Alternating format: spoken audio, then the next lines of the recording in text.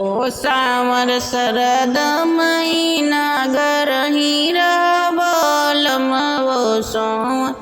शरद महीना गरही रहबलम जौ मोरी रानी घरही रही कहबू जौ मोरी रानी घरही रही कहबू तुहु पैलऊ बैसवतिया घरही लई करब तुहु पैलऊ बैसवतिया घरही लई करब जौ मोरे राजा सवती लई अउबा जौ मोरे राजा सवती लई अउबा घर से दिया बनी कारी कहाँ लई करब घर से दिया बनी कारी कहाँ लई करब जौ मोरे रानी घर से दिया बुनी कारी जौ मोरी रानी घर से बुनी कारी बाहर तमुआ तनऊ भाई वहीं लई करब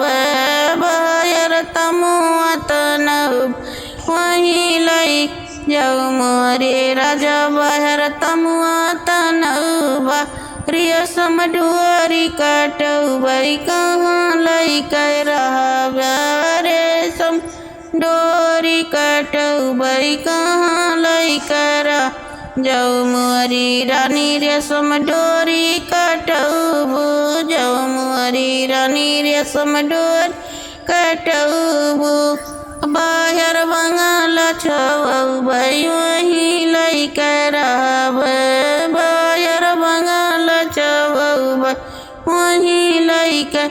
जौ मोरे राजा बाहर बंगला छऊ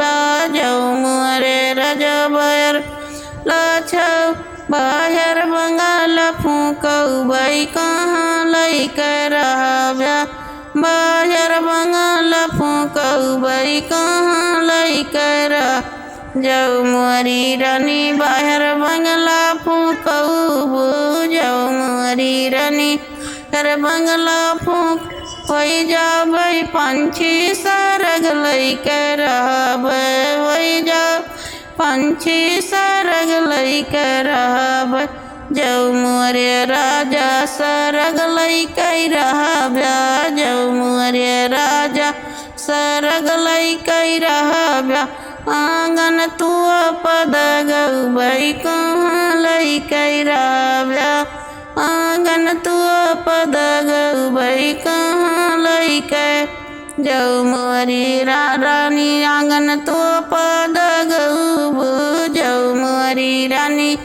न तो पद गऊ तू जीत्यू हम हार्यऊ तू है लई